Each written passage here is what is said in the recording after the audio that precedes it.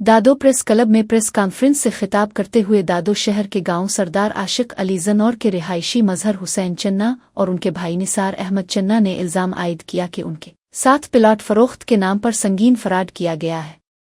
उन्होंने बताया कि साल 2015 में उन्होंने गुलाम मुस्तफ़ा ज़ानूर, असद ज़नौर और आसिफ ज़नौर से 1800 फुट का प्लाट 20 लाख रुपए में खरीदा था, जिसमें से 6,84,000 रुपए बतौर पहली किस्त अदा किए गए, जबकि 4,17,000 रुपए मजीद दिए गए और बाकी रकम प्लाट की रजिस्ट्रेशन के बाद अदा की जानी थी।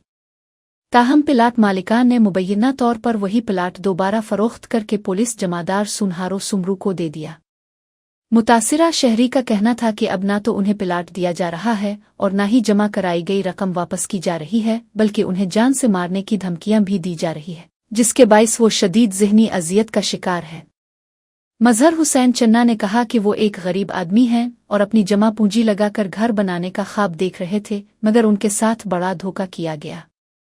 उन्होंने मजीद इल्ज़ाम लगाया कि पुलिस जमादार सुनहारो सुमरू और प्लाट मालिकान की जानिब से उन्हें झूठे मुकदमात में फंसाने की धमकियां दी जा रही है, जबकि उनके मुताबिक मुताल्लिका अफराद पहले भी 2 प्लाटों की रकम वसूल कर चुके हैं, मगर उनके कागजात भी फराहम नहीं किए गए। प्रेस कॉन्फ्रेंस में मौजूद अफराद ने मुंतखब नुमाइंदों IG Sindh, DIG Hyderabad, SSP दादो और दीगर आला हुक्काम से मुतालबा किया कि बासर प्लाट माफिया के खिलाफ फौरी कानूनी कार्रवाई की जाए और मुतासिरा शहरी को इसका प्लाट रकम वापस दिलाई जाए, बसूरत दीगर वो अदालत से रुजू करेंगे।